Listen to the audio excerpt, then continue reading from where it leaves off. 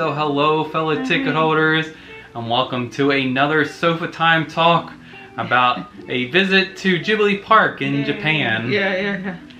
This is a companion video to our Ghibli Park vlog, so if you haven't checked that video out yet, I will put a link to it in the description box below.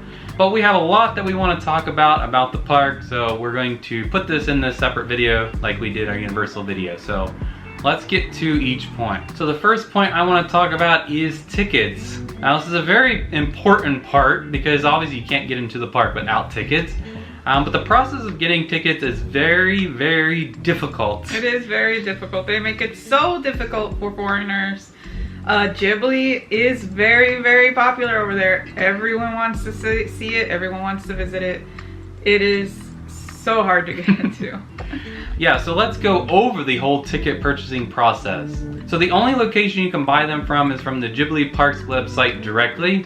And on their site, it actually will take you to Lawson's Ticketing. That is the only way you can get it. You cannot get it through Klook, any other third party. So be sure to keep that in mind when looking to buy tickets. Now the time frame to purchase the tickets is a little confusing as well. It is at 2 p.m. Japan Standard Time on the 10th of the month, 2 months before you would like to visit. Huh? So that does sound very confusing, and so I'm going to give an example. So let's say you would like to visit in the month of June, and you live on the East Coast of the United States like we do. Therefore, you would want to be onto the website on Wednesday, April 10th, 2024 at 1 a.m. Eastern Time. And if that still is very confusing, my suggestion would be is to just go to the Ghibli website, to the ticketing section, and they kind of have it outlined that time frame. So let's go into some pre-purchasing tips. First tip that I can give is make sure to use a computer-based browser and not a mobile browser like on a phone. The reason why we give this tip is when we were trying to get tickets for the Ghibli Museum outside of Tokyo, they use the same ticketing system and it's actually the same concept, except for at 1 month instead of 2 months out. And we weren't home when we were trying to get those tickets, and so we tried to use our phones while we were out of town. And it seemed like the website was not cooperating properly with the mobile browser. Spoiler alert, we did not get to go to Ghibli Museum, which is a bummer. Yeah. And in hindsight, we should have taken like a little laptop, a little small laptop for the browser, because that is one of the better ways to get those tickets. Yeah. So highly recommend trying to do this on the computer. The second tip that I can give you is to be at the website 30 minutes before the actual 2 p.m. time in Japan. So in our example, you would need to be on the website at 12 a.m. Eastern time. And the way you'll know if you're ready to go, you will hit the queuing up website. If you've ever done anything with purchasing and you've hit that queue site, you will see that. You won't see the ticketing site anymore. It'll just straight there and I'll give you an idea of say, please wait. Once you hit that, just wait it out and wait for your time to hit. It will automatically flip over when the time hits, and because you were early to the website, you'll be randomly put in at a specific spot in line. Comparatively, if you were to show up right on the dot, you will then be put at the end of the line and wait a little bit longer. So therefore, being there 30 minutes early will give you a slight advantage over showing up right at the time. And my third and final tip, which is coming right after this, is to just sit and wait at the website. Don't refresh, don't try to do anything, just wait it out. When I was up trying to do this for us, I actually had to wait about an hour and a half in the queue. And so the only thing you do is sit and wait, and eventually the website will flip over from the queuing site to the registration site, and at that point you can start purchasing your tickets. So the next section is what do you do when it's time to purchase the tickets? Now in our case, we had to purchase tickets for each individual section that was open in October of 2023. When I went to the website now recently, it seems like they are going to start doing a 1 ticket purchase that will cover all the lands and areas of the park in one shot, which will make it so much easier, because when I was trying to get each individual one, I kind of had to be strategic of which ones I needed to grab first and in which order so that we could get all 3. So to have 1 blanketed ticket now is going to make it so much easier. And from what I could tell on the website, you basically will just select your date, select the time for the warehouse, because it is the only one that is a timed entry now for what's currently listed on the website, and then you'll just put in the information, purchase them, and you're done, just like purchasing any other theme park ticket. So I think they have made it much easier now with doing the one ticket. Alright, so final tips when it comes to getting tickets. When I went to purchase ours and I went to the payment section, I was going to use my MasterCard and it was rejected. So I had to switch over to my Visa card, which was approved. So I would suggest making sure you have more than one payment option on hand at the time of purchasing, so that if you happen to get rejected once, you can try a different card. Second tip that I can give you, when you are purchasing your tickets, you will have to create a password if you would like to come back to the portal and print your tickets later. I would make sure to write that down, put it in a text document, put it on your phone somewhere, so that way you have that to access your ticket later at a later date. And the reason I give this tip is personally, I thought that I had printed our tickets, or at least saved them out as a PDF to print later, and I had not. And when I went back to the website, I couldn't remember what my password was, and luckily I had put it in a document somewhere on my desktop of what I had put it in. So make sure to make note of that. And as I just previously mentioned, maybe go ahead and print the tickets if you have a printer at home, or at least tell the browser to print it to a PDF and save that in a secure place with all the rest of your travel documents. That way you don't have to access the portal and you're ready to go. Now on that final note about printing, Ghibli Park's website does specify that they do prefer you to print the ticket and have it ready on paper. So we did make sure to have that. Now we did notice as we were going into the grand warehouse that people were showing it on their cell phones and they were accepting it that way, but I can't guarantee that's going to be the case when you visit, so I would highly recommend going ahead and printing the tickets ahead of time. So let's go on to the second section of information, and that is the location and how to get to Ghibli Park. So Ghibli Park is located in a suburb outside of Nagoya called Aichi. There is 3 ways to get there. You can get there by car, train, or bus. If you're trying to get there by car, it is just a short 30-minute drive from Center City, Nagoya. If you're trying to get there by train, as we did, and if you've watched our vlogs, you can see that we had to take 2 train transfers to get to the park, and this takes about an hour to do so. It is not very difficult. The signage is there to point you when you do the transfer. So it is very simple to get there by train. The third way is by bus. Now I was actually unaware that this was an option until I put it into Google Maps the other day to get this information, and it said that you can take a bus from the Nagoya bus station directly to the park in a single shot, and that is an hour as well on the bus. So those are the 3 different ways to get to the park. Okay, so at this point, let's talk about our visit at Ghibli Park, and we're going to go over each one land by land. So during our visit, we started out at Hill of Youth, and we did this due to the fact that it is the smallest of the 3, and so it's right at the front of the park, so that is where we started. Hill of Youth incorporates the elevator at the front, which is just called Elevator Tower apparently. Yeah. And it is inspired by Castle in the Sky and Howl's Moving Castle. Yeah. And that was really cool. It was a really neat way to get to the park. It sets you up for what you're gonna get to experience if you're a fan of Ghibli. Kind of reminds me, if you've seen Spirited Away, how you see them go through the abandoned train station and then they enter the park area. That's what it kind of reminded me. It just, like I said, it sets you up, and it was so awesome to see. Yeah, it's really neat to have that set up instead of just getting off the train and walking in, to go right to the themed elevator and go down and just come right out. It's really cool, really nice spot. Then up on the actual Hill of Youth, there are 2 things to actually visit.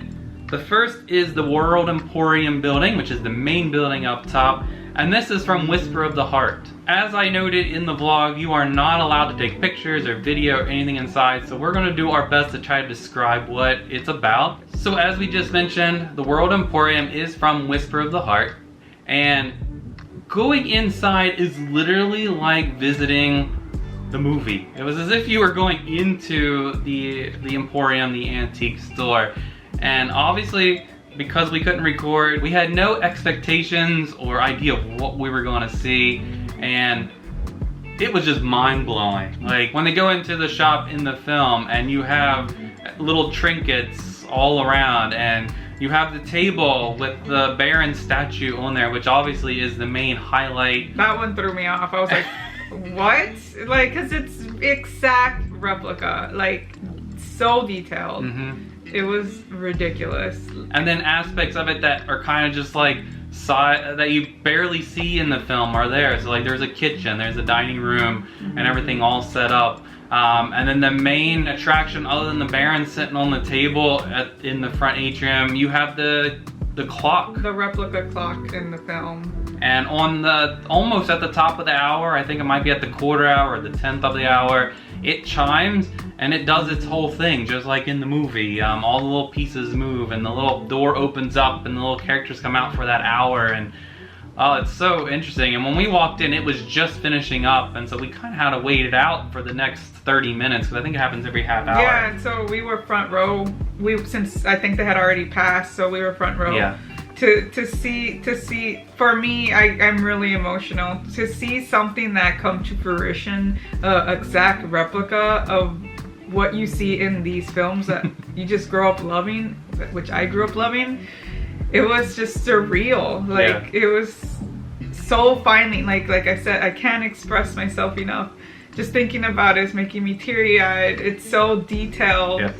And they did such a good job. And she cranked it up, and it does exactly what it did in the movie. Yeah. And it was so, everyone was quiet around us.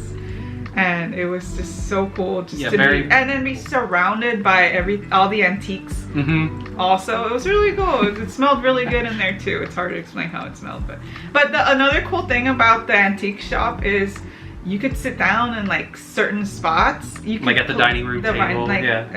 You could play with. You could open the refrigerator in the. It's very immersive, super immersive. You the only thing you can't touch are the antiques in the antique parlor. Yes. But if you go into the kitchen, you go into the dining room. Yeah, you could sit in the living room area, where, like you see in the movie, and just sit in the couch. They have the record player that's playing some music. And downstairs, his workshop. Yeah, so then once you leave upstairs where the clock is and you go down the stairs, you are going into the violin workshop. Yeah. And it's set up as if somebody had just stepped away and there's pieces sitting there and You partially see, like, whittled. little whittled wood from the violins. And you cannot touch a lot of items there neither. No, it's kind of just walk in and walk out to the back deck. But it's really cool. It's an exact scale replica of the antique store in the film, and it was great. Yeah, and then they even have the detail that I showed of opening the trash can out back of his spare pieces of wood that he's trying to dispose of. I did not expect that to be in there. Yeah, it caught him off guard. But it's really cool and definitely a good way to set up the whole rest of visiting the park, because as you saw if you've watched the vlog, once you go out to May's house, it is very interactive and touch-worthy, and we'll get to that when we get to that section of the park. But definitely a great way to start our visit was at Hill of Youth. So the second main attraction up on Hill of Youth is the Cat Bureau from The Cat's Return. And it's a little tiny house that they live in. Yeah, it's really neat. Or they go to. So basically, it would be to scale. It's kind of like the size of a tall dollhouse. Yeah. You open the little windows. You could open the little windows. It was so cute to peek in there. But to have, again, the details of all the pictures on the wall, and the Baron's wife picture specifically because it's pointed out in the film.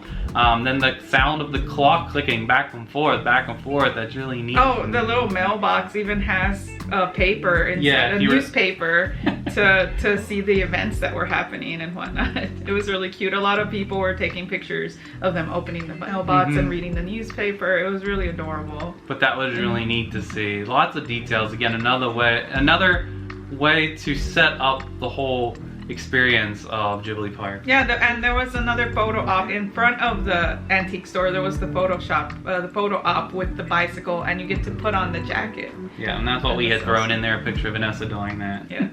So once we finished up at Hill of Youth, we went down back to ground level and went to the Ghibli Warehouse. So the Ghibli Warehouse is the largest section of the park. It is comprised of different aspects of all the different Ghibli films. It is a timed experience still, from what I can tell on the website. And my suggestion would be is choose that possibly as your first visit if you can, the first hour, because it fills up very quickly. Very quickly. And that's also due to the fact it is the largest spot. That's where the most people can go to and fit in. So definitely a tip to do that first.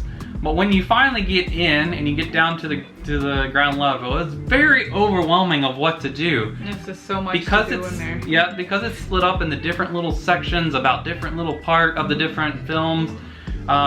You kind of end up right there in front of the photo op thing that we did last, and that line is very long. It is. It took us what, an hour or 45? Like an hour and a half, an hour at least. I'm gonna say 45 to an hour. I don't remember. It was such a blur. And now, and the reason why that is the fact that the first photo op spot is the train from Spirited Away and sitting with no face. Yeah. And everybody wants that photo. And you can't bypass it at all. Yeah. And so what happens is once you actually take your photo and you move on, everybody else then disperses to other photo op sections, which we also showed. We got to see most of the other ones, but because they could disperse, it kind of makes it easier to see it. So that is one thing I wish they would do is if you kind of didn't want to do the no face photo, you could bypass it through another door and letting people know that you won't get that photo, or maybe move it to the last photo op option. That way they could have a separate queue, and that way it doesn't hold up the entryway, because it does kind of congest at the entrance of the warehouse, and that really overwhelms people. But these photo ops were to scale as well. Very detailed. Made you feel like you were in the movie. It made you feel like you were in the films, and they set it up to where there were fun main events that were happening in the film, like Ponyo, if you've seen the films, running through the fish, fighting with Poco Rosso. It was great. It was detailed. Really cool. And so much to see in these little photo ops on its own. So it's like ridiculous. But it was fairly slow when we went. But it is the main draw, main attraction there. So definitely a tip to try that first. And then once you're done with that, you kind of can just roam around like we did prior to going in. And it was neat to go through the areas like the Arietti section, and it felt like you were definitely in their house under the floorboards. Yeah, it was so detailed. The flowers. There was little photo ops there too on their own, like when she gets into the little glass in the flower bed. And there was a line for that, so we didn't get to do that. Yeah, we didn't get to do that. There's also a rotating exhibition. The one that we went to first was food. Yep. I think they rotate, but that was so awesome seeing replicas of the food from all the films. Yes. That was so cool. And we weren't allowed to film in there. That's what I There was also photo ops there, but you couldn't take photos. But there was the area. Yeah, it's kind of weird. But you get to experience it. There was the sitting area in Spirited Away where the parents are eating like pigs. So you get to sit down and pretend you're stuffing your face. Yeah, I don't get that where there were photo ops, but they weren't allowing photos. No. Until you got to the end, which was showing all the films and their posters and the DVDs and all that, and then the one photo op with the cat buzz. Which is another big tip. That is the only place you're allowed as an adult to take a picture with cat buzz. Because there's cat buzz in the Ghibli Museum outside of Tokyo. You are not allowed to get in that. So this was a dream come true. Also getting teary-eyed just thinking about it. Cat bus is just something, when you see the film in Totoro, like oh my gosh, I want to get in cat bus. And he's so fluffy in the inside and he's huge, and it was just remarkable to see one in person. And I'm so glad they allowed adults to partake in that, because it's just for kids in the museum. And you also get to sit with Totoro and pretend you're talking to him. He's behind a counter like he's serving up some bar drinks, but he's not. You're just there. He's on the other side, and it was remarkable. That goes fairly quickly. In that room, there's like a mini museum of pictures of Miyazaki growing up, his works, presentations. So that was awesome to see. Yeah, it's like a small museum. So just finishing out the warehouse real quick. So we didn't get to do the short film in the theater. We ran out of time to do that because we needed to get out. Which is also just special to Ghibli Park. Yeah, and they have a rotating film that goes through there. We also didn't get to go do the food because we just ran out of time. So there's a whole cafeteria that you can go to, and that's what we've heard is that the line can be long and they can run out of food. Yes, and so- that it's not that great either. Yeah. It's not even themed food. They just put like little flags of like little decor. But if it's something that you want to do, again, highly recommend going to the warehouse first and maybe go get food first is what we've heard as well as a tip. So that way you can get through that and not miss anything you might have wanted. Also, there's a cute little kids area too with a mini cat bus. And he's like pastel colored and like quilted. He's so cute. I regret not getting his plush, but next time. Couldn't show that as well because it's the kids play area. Obviously, you don't want to show kids. So adorable. And yeah, so then finishing out, you come through a gift shop just like any other amusement park where you can buy anything and everything Ghibli. It is packed. I don't think the gift shop is ever not gonna be busy. So you just gotta bear it, walk in there and see what you can, but it is extremely packed in there. What I've come to learn is there is a Ghibli store pretty much everywhere in Japan. Every mall, every city, every town. station, every town. There was one in Kinosaki Onsen with official merchandise.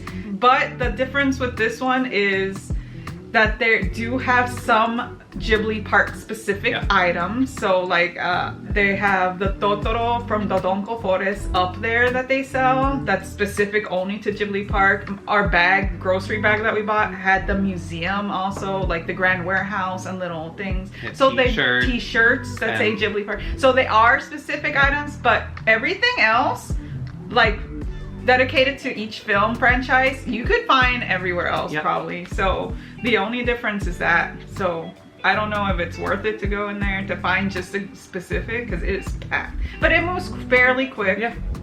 And so it's cool to see nonetheless because it's really detailed. Yeah. So once we actually made it out of the gift shop and back outside, it was time for us to make our way very quickly to Dendoko Forest. We were hauling and I was tired. And unknowingly, it is a hike back through there. So we were trying our best to follow the maps, which told us to go through the boardwalk way through the forest. And once you got on those boardwalks, there is no signage. We just kept walking. It is. And luckily, we made it to the other side of the hill. Once we made it to Dendoko Forest area, we did the first section, which was May's house. Yeah. And okay, so May's house was also a dream for me. So a thing to note, Ghibli Park is on the 2005 Aichi Expo. May's house was there first before any of this was even thought up into the minds of. And it was free. And it was free. Now you have to pay. Now you have to pay. Yes. But that was the first thing that was built there for the expo, and people from around the world came to see May's house from Totoro. And just like the Whisper of the Heart antique store, it is a full-scale replica. And luckily we were able to record in there. That gives you an idea of what it's like in the Emporium from Whisper of the Heart, because it is literally the same type situation. You walk into the foyer of the house and you drop your shoes off and you walk in, and tatami mats everywhere. Yeah, you got May's room. It's like it's a lived-in house. Yes. You can open and play to your heart's content with all the little drawers. It's the exact replica kitchen that you see in the film. A lot of the stuff is nailed down, so it's not going anywhere. So that was a little interesting. But yeah, to open up what would be like people's closets and seeing their clothing. And the futons. And they had old perfumes there from back in the day. I'm gonna assume people brought in stuff to replicate this. And it was amazing though. And you saw little homages to like May's hat in the closet. Even under the house you saw where the little sprites, the little Totoro spirits were running around. In the tuna can that was put there. Can, yes. It was so cute. Wonderful photo ops. I took a picture sitting outside the house, and that was just incredible. Yeah. I can't believe I finally got to see that house. It was a dream come true. And I do want to go ahead and give a shout out to the team members or the employees that were working that area, because we were feeling like we were going to run late. They were very accommodating when we showed up, because again, it was a timed entry for us, so we had to scan a ticket for it.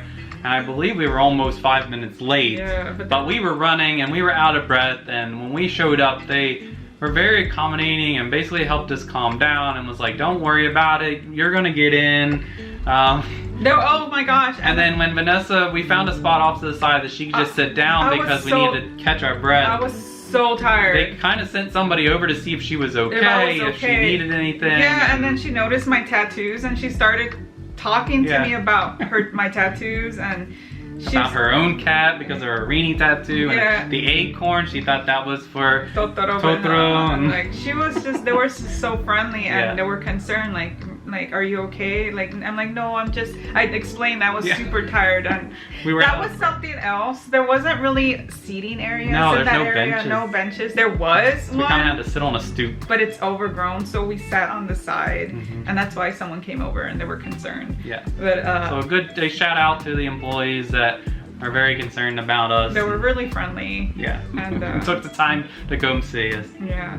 So from there, we worked our way again up the stairs up the hill. A lot of climbing. Bring your hiking shoes. To Dondoko-do, which is the play area for kids, which is the wooden shaped Totoro figure. Yes, and he has a little hat on, which is not very common to see him in, but he's adorable nonetheless. And that's the only thing at the top of the hill. Yes, that and a little area to buy little souvenirs. Yeah, so it's like a shrine, so you will see like little shrine mementos for good luck, for different aspects of your life that you could purchase. And that's all there is up there. Yeah. And I wish adults could go inside Totoro, but it's just for children. But what was cool about going to the top, you could then do the Dondoko Go, which is the hill trolley. That's so cute. Luckily going down there was no line, but when we got to the bottom there was actually a line to come up the hill. So that's another suggestion, I guess, is if you can make it up the hill, do the stairs up and ride the trolley down, because you might be waiting to take the trolley up. Yeah. But I love the little cute trolley. It was so fun. cute, yeah. Okay, so the fourth and final section that we want to go through is our final thoughts and tips. The first tip that we can give is dedicate a full day to this park. As I've mentioned multiple times in this video, do your best to be there as soon as possible. Pick the earliest arrival time into the ticketed area of the Grand Warehouse and make the most of a full day. They now have 2 new areas that are opening up as of March, which is when the ticket types switch over. So that's 2 more areas that have to be added, and we didn't have those, and we still didn't do everything in the 3 areas that were there. So it will take all day, if not more than a day, which that's not even really possible to do more than a day. I guess you could try to buy 2 tickets, but the process of getting 1 ticket is hard enough. So make the most of the day, do a full day. Don't try to think you can just go in and get out. And have fun. Like I mentioned, this place is massive, so even getting to the areas, to the locations, will take some time, like 10-15 minute walks to and from, and Dondoko is still the farthest away, but even the 2 new locations are on the opposite side of the warehouse, and there's this large lake around, I believe. It's so huge. It's like so spread out. So give yourself some time to eat, to rest, to take it all in. There were some, when we were there, we saw people lying in their little, like having little picnics. It's gorgeous. There's this huge lawn right in front of the warehouse. You could just relax. And that goes into another tip about food. So the Lawson's is right at the train station. As we did, we had time to eat a lunch there. Before. So make sure to take some and take it as a snack. There was also a food truck. The food truck. Sometimes food trucks come in, and that place with the coffee shop next to. Remember, we were exiting. Those. So also like up north of the so up behind the information center where I showed the lockers, there's another 3rd round building. And they actually had a little cafe there that was unaware that was there. Yeah, it wasn't in other videos. It must be new. But be aware that also takes time to walk to because it's outside of the park. But you have options. I think this is a great park if you're a Ghibli fan. It's a little misleading calling it a park because some people might think it's an amusement park with rides. It's very interactive. Apparently the new section is gonna have a merry-go-round, so I'm really excited for that. Yeah, the area with the Mononoke area. Oh yeah. It's supposed to have a merry-go-round / carousel, I'm not sure which one they're trying to call it, and apparently some type of flyers. My guess is though, because these are geared towards kids, they might be kids only rides. So again, I don't know any information about this. There are actually 2 rides being put in. Yeah, this, go in knowing that this is basically like a very photo heavy fun spot to take photos at.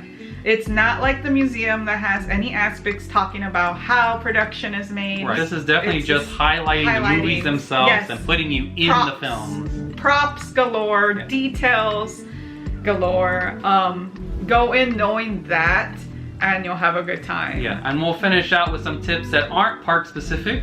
The first one I have is about the lockers at Nagoya Station. So from what we could tell on that touch screen that we showed in the vlog, there are multiple locations for lockers, and we picked the one that was central to the station because we knew we needed to go back to that area to get our bags to catch our train out of the city. But as I tipped in the video, be sure to get there as early as possible too.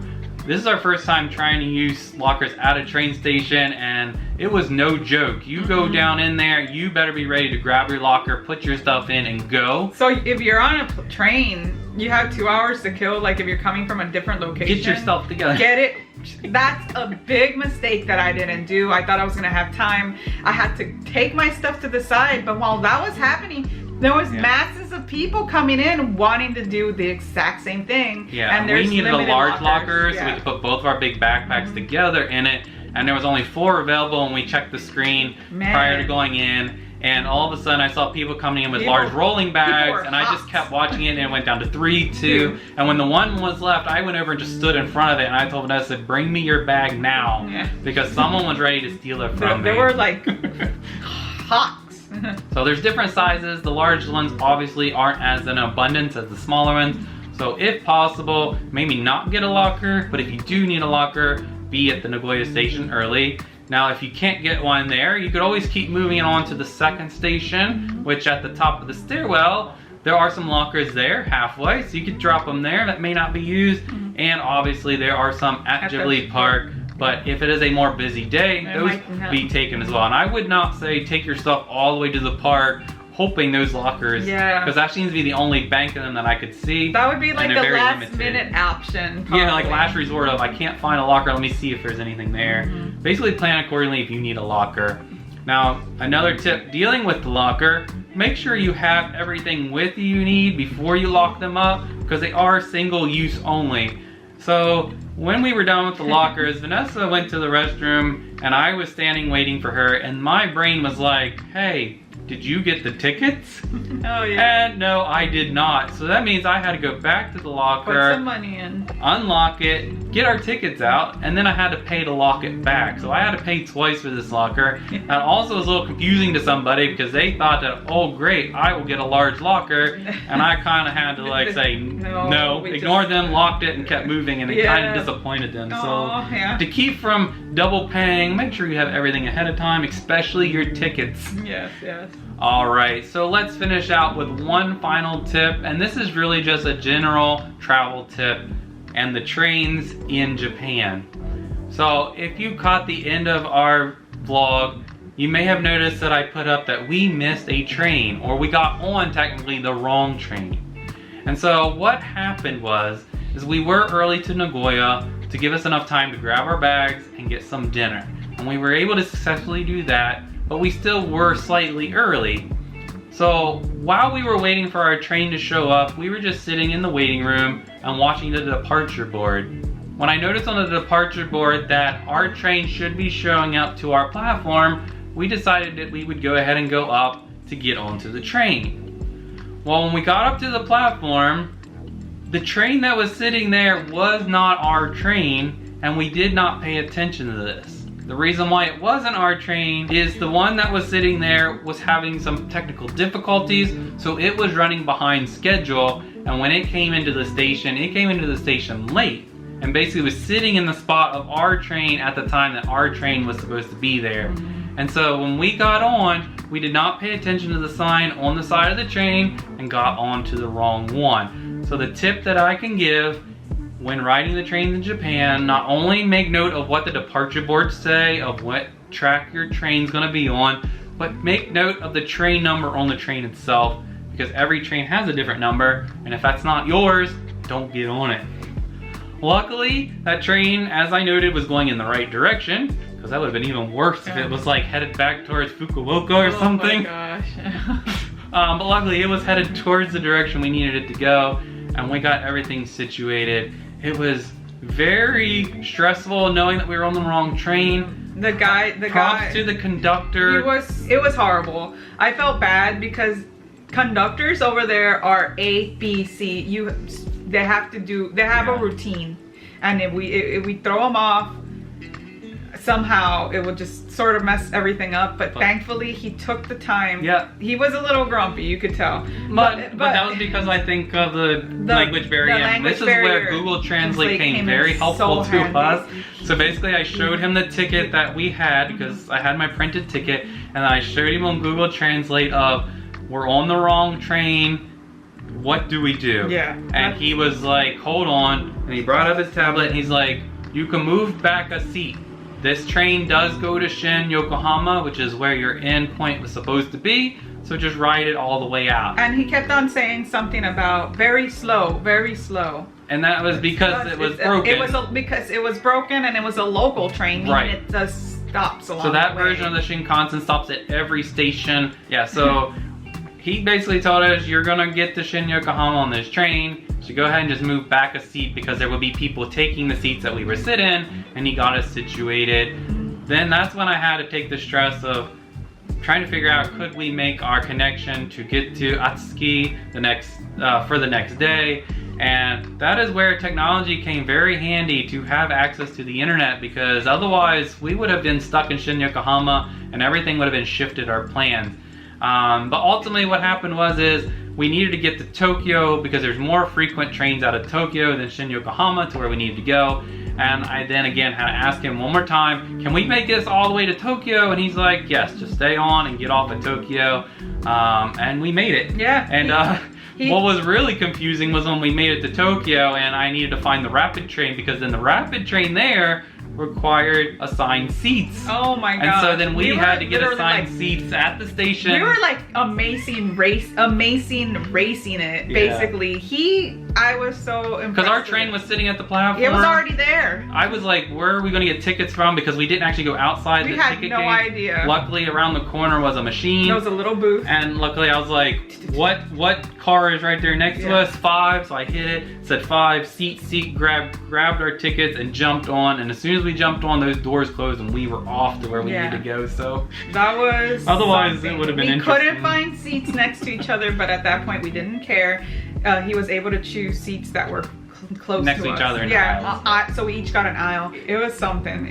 I am so happy that the ticket booths came in English too, and they're fairly simple to understand. I saw him doing this, like he was reading the directions of how to get everything, and I was so impressed. I would have failed. I'm horrible at stuff like that.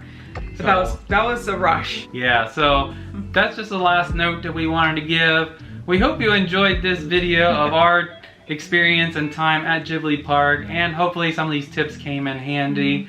Again, thank you for supporting this video, and until next time, be safe, be kind, and adventure on. Bye! Thank you for watching our video. If you liked it, be sure to give it a thumbs up. If you've not subscribed to our channel yet, be sure to hit that subscribe button below. If you have any questions or comments, feel free to leave them in the comments section below.